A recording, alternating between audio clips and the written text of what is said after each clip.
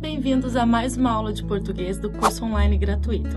Eu sou a professora Letícia e hoje nós vamos estudar o texto dissertativo. Bom, o texto dissertativo ele é exigido no Enem, na maioria das provas de vestibular e nos concursos públicos. Ele tem uma estrutura fixa que deve ser respeitada, senão você perde ponto e o seu texto pode ser até anulado. O Enem ele cobra 5 competências. Ele avalia de 0 a 1000 pontos, cada competência vale 200 pontos. Então vamos a elas. A primeira competência é você demonstrar o domínio da norma culta, ou seja, o seu texto não pode ser escrito em linguagem informal, ele deve respeitar a norma culta, ou seja, em linguagem formal. A segunda competência que o Enem vai avaliar é se você abordou a proposta da redação, se você compreendeu e abordou a proposta. A terceira competência exigida pelo Enem é a coerência, a quarta é a coesão, e a coerência e a coesão nós vamos ver detalhadamente nesta aula. E a quinta competência é se você propõe soluções, ou seja, no último parágrafo, que é o parágrafo da conclusão, você deve propor uma solução, no caso do texto do Enem, propor uma solução para o problema apresentado. Então, se, por exemplo, o tema for a fome e a miséria, então, no final do seu texto deve vir uma solução, uma expectativa acerca da fome e da miséria. Então, assim, espera-se que o governo brasileiro possa reduzir ou minimizar os efeitos da fome e da miséria. Então, entende que é uma expectativa, uma solução, uma possível solução para a fome e a miséria, ou para o problema apresentado pelo seu texto. Então, o que é o texto dissertativo? Dissertar é expor ideias a respeito de um determinado assunto, é discutir essas ideias e apresentar argumentos que justifiquem e convençam o leitor da validade do ponto de vista de quem as defende. Ou seja, você deve convencer o leitor por meio dos seus argumentos daquilo que você está defendendo. Então, você tem que colocar no primeiro parágrafo uma tese e a estrutura do texto dissertativo nós vamos ver mais detalhadamente na próxima aula. Mas você vai ver que no primeiro parágrafo você já tem que apresentar a tese, que é o seu ponto de vista, o seu posicionamento. E, através desse posicionamento, você vai apresentar pelo menos 2 argumentos, 2 ou 3 argumentos, um parágrafo para cada argumento, para defender o seu ponto de vista. Para isso, você precisa convencer o leitor do seu posicionamento. Como é que você convence o leitor do posicionamento? Apresentando argumentos consistentes, críticos. Então, a estrutura do texto dissertativo, como eu já disse, ela é fixa. Ela deve ter uma introdução, o desenvolvimento e a conclusão. Na introdução, você deve apresentar o tema, que já vem proposto pela prova, a sua tese, o que você vai defender, certo? Aí, no desenvolvimento, 2 ou 3 parágrafos para os seus 2 ou 3 argumentos. E na conclusão, você retoma a sua tese, retoma as ideias mais relevantes do seu texto e encerra o texto propondo uma solução. Então, nós vamos ver agora os fatores de textualidade. É basicamente o que você não pode fazer no seu texto. Veja, temos os fatores de textualidade, a impessoalidade, subjetividade, linguagem, pleonasmo, coesão e coerência. Nós vamos ver aspecto por aspecto, basicamente o que você não pode fazer no seu texto. Então, o que é impessoalidade? Impessoalidade é você se afastar do seu texto. Você não pode usar a primeira pessoa, nem a do singular, eu, nem a do plural, nós.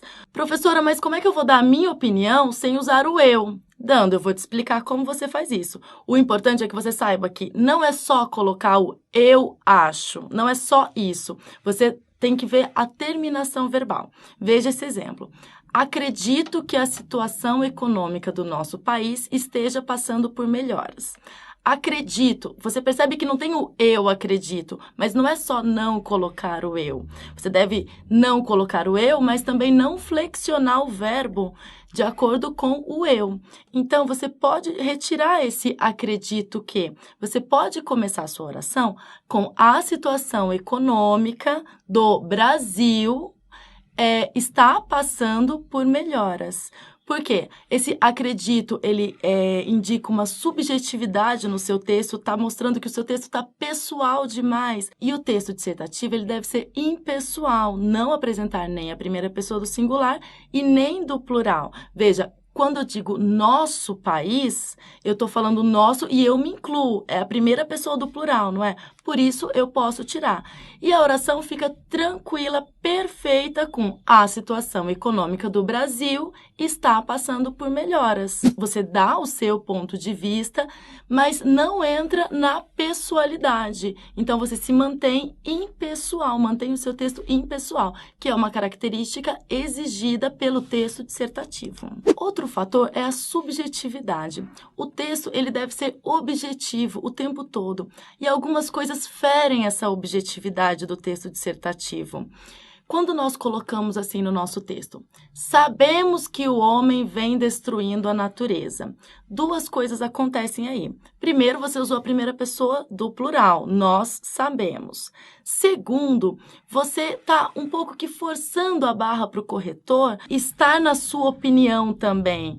Então, você pode tirar esse sabemos que o homem, pode começar a frase com o homem vem destruindo a natureza. Não precisa colocar o sabemos por dois motivos.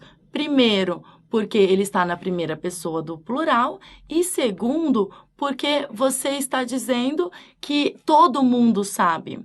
E se o corretor não souber dessa informação? E aí, como é que faz? Então, não é todo mundo que sabe. Isso nós chamamos de muleta argumentativa. Nós não sabemos como começar, como apresentar o nosso argumento, e aí a gente quer a opinião de todo mundo junto. Todos sabem, sabemos, é notório, é sabido, sabe-se que, pode-se notar que. Tá vendo que qualquer uma dessas muletas argumentativas que eu colocar no começo da frase, eu posso retirar sem prejuízo de sentido para a frase? Eu posso. E aí, se eu posso retirar, então quer dizer que não faz falta para o meu texto.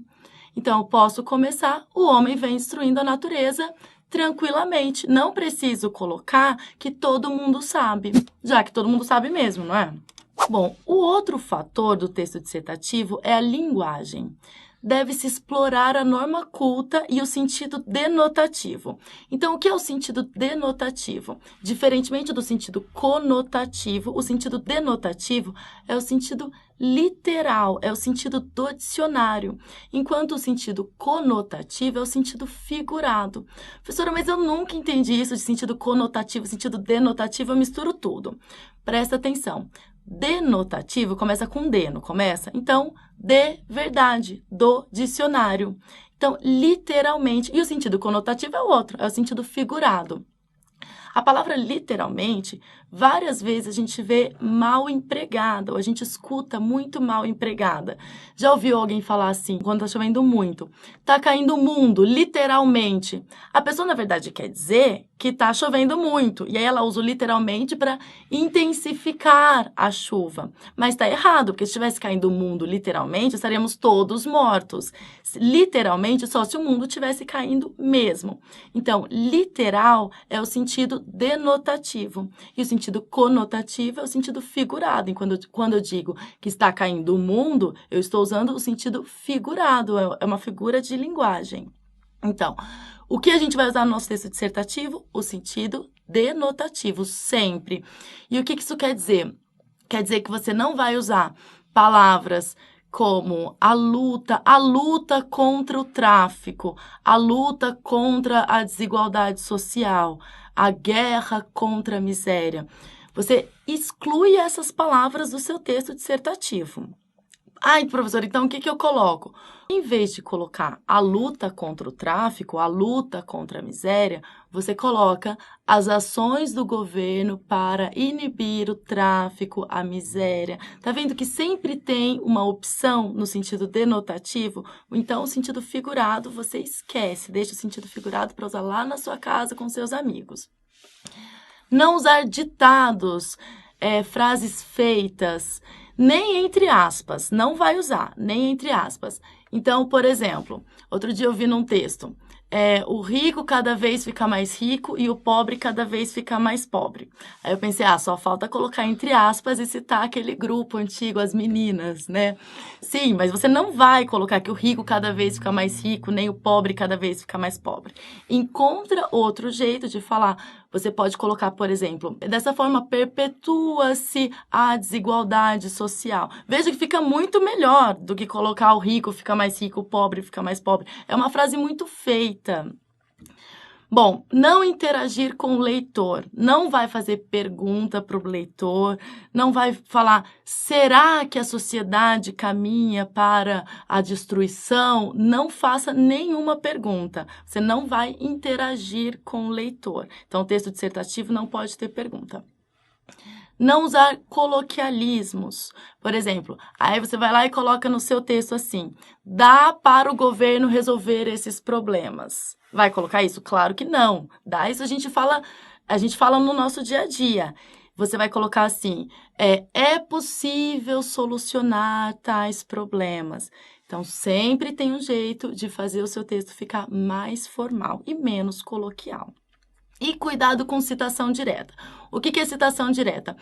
Eu lembrei de uma frase de um filósofo e eu tenho certeza que eu sei ela inteirinha. Eu vou lá, abro aspas e cito esse filósofo. Tem que tomar muito cuidado. Por quê? Porque o corretor não tem certeza se aquilo que você escreveu é exatamente o que o filósofo disse. E ele não vai consultar para ver se aquilo é verdade. Então, ele pode tomar aquilo que você escreveu como falso. E aí você perde ponto. Então, o que você vai fazer? Lembrou de alguma coisa, de alguma citação que você queira fazer? Faz citação indireta. Então, de acordo com fulano, nananana, reproduz com as suas palavras. Não precisa colocar exatamente, porque na hora da prova você não dispõe de material de consulta. Então, se você não dispõe de material de consulta, nós não saberemos se o que você escreveu é fiel ao que o autor disse. Ok? Muito bem. Pleonasmo. O que é pleonasmo? É a repetição de ideias ou de vocabulário no seu texto. Então, você também vai evitar isso porque fere a objetividade do seu texto. Veja, temos o pleonasmo vocabular. Olha esse exemplo. A população brasileira é uma população que sofre. A população brasileira, é claro que é uma população. Então, tira esse segundo a população. A população brasileira sofre. Isso quando a gente usa esse verbo ser, a população brasileira nós geralmente somos levados ao pleonasmo. A gente quase sempre repete a palavra que já tinha posto antes. Então, cuidado com o verbo ser. Não pode haver o pleonasmo vocabular, ou seja, a repetição das mesmas palavras. Nem o pleonasmo ideológico. Veja, a criação de novos empregos. Se é criação, já é de novos. Então, os novos empregos, eles serão criados, claro. Então, a criação de empregos já resolve, não precisa ser de novos. Se é criação, já é de novos. E o pleonasmo argumentativo, que é um pouco mais difícil de você identificar que o seu texto tem pleonasmo argumentativo. O que é um pleonasmo argumentativo? Você vai repetindo o argumento. Então, você colocou lá no segundo parágrafo, ou seja, no primeiro parágrafo do desenvolvimento, um argumento. E aí chegou no segundo parágrafo, você não sabe mais o que coloca. E aí você vai e coloca o mesmo argumento com outras palavras. Isso é o pleonasmo argumentativo. Você não tem os argumentos, não dispõe dos argumentos necessários para preencher o seu texto, e aí vai falando a mesma coisa, vai falando a mesma coisa. O pleonasmo argumentativo também perde ponto. E é ainda o mais grave e o mais difícil de identificar. Bom, a coesão do texto dissertativo, ela envolve diversos aspectos. Um deles é a estruturação do seu texto. O seu texto ele deve ser, como eu já disse, dividido em 3 partes. A introdução, o desenvolvimento e a conclusão. Num texto de 30 linhas, nós vamos reservar 1/4 das linhas para a introdução, 2/4 para o desenvolvimento e 1/4 para a conclusão. O que quer dizer? Quer dizer que o desenvolvimento vai ser sempre maior que a introdução e sempre maior que a conclusão. Não adianta você fazer uma super introdução com 10 linhas, colocar 5 linhas no desenvolvimento e outras 10 linhas na conclusão. Esse seu texto está mal estruturado e a estrutura perde muito ponto. Então, veja, num texto de 30 linhas, 4 ou 5 parágrafos deve ter. Então, um parágrafo para a introdução, 2 ou 3 parágrafos para o desenvolvimento e um parágrafo para a conclusão. Porque o seu desenvolvimento ele pode ter 2 ou 3 argumentos que comprovem a sua tese. Sempre lembrando que você não pode se esquecer da sua tese em momento algum, senão é fuga do tema. E não faça parágrafos com apenas uma frase. Nem parágrafos longos, cada período deve ter até 3 linhas no máximo. Então, o que é período? O período é desde o começo da oração até o ponto final. Então, isso nós chamamos de período. Simples, se tem um verbo, ou composto, se tem mais de um verbo. Se é o período composto e você coloca mais de 3 linhas, é bem possível que você vai se enrolar. Chega lá na terceira linha, você não sabe mais qual é o sujeito, aí você faz uma concordância errada. Então, isso é melhor para você, não fazer período longo, porque você pode se enrolar e aí, além de perder ponto na estrutura do texto, você perde também ponto em relação à gramática, à norma padrão. Por isso, nós temos que tomar cuidado com períodos longos. E também porque, quando o período é muito longo, a gente vai introduzindo uma oração dentro da outra, orações subordinadas, e aí a gente coloca que, e vai repetindo a conjunção que. E isso também é um problema. Bom, então, cada período deve ter, no máximo, 3 linhas, cada parágrafo aí umas 5, 6 linhas. Então, o parágrafo ele pode ter 2 ou 3 períodos. Não pode ter um período só. Você começa o parágrafo com uma frase e vai com ela até o final e depois muda de parágrafo. Não, coloca mais de um período por parágrafo. E um outro aspecto importante do texto dissertativo é a coerência. Então, vamos fazer 4 perguntas ao final do seu texto. E o seu texto deve responder positivamente a essas 4 perguntas. Vamos lá. A introdução apresenta de forma explícita o tema e a tese, ou seja, o seu ponto de vista. O tema, então, é a proposta da redação, que a prova vai te dar. E a sua tese é o seu ponto de vista a respeito daquele tema. Então, na sua introdução, deve conter tema e tese. Segunda pergunta, há pelo menos 2 argumentos consistentes? Não serve qualquer argumento. Os argumentos têm de ser consistentes, apresentar criticidade. Terceira pergunta, há conectores entre os parágrafos? Ou seja, os seus parágrafos eles não podem estar soltos. Um parágrafo ele deve estar intimamente relacionado ao outro parágrafo. E isso nós conseguimos com os conectores. E a conclusão retoma as ideias básicas do texto sem contradição. Sem contradição por quê? Você começou o seu texto defendendo a redução da maioridade penal. Só que aí você foi escrevendo, e você se convenceu de que a redução da maioridade penal não é bom negócio. E aí chega lá na conclusão, você resolve mudar de ideia. Então, isso não pode acontecer. Defenda a sua tese até o final. Ao final do seu texto, faça essas 4 perguntas e elas são importantes. Se a resposta for positiva nessas 4 perguntas, o seu texto tá no caminho certo. Essa foi a primeira parte da aula sobre o texto dissertativo. Nós faremos uma aula sobre a estrutura do texto dissertativo e vamos ver separadamente introdução, desenvolvimento e conclusão, para que o seu texto possa ficar perfeito, ou pelo menos próximo do perfeito. Bom, eu espero que tenha ficado claro e inscreva-se no nosso canal para ter acesso a todos os nossos conteúdos. Até a próxima, um abraço!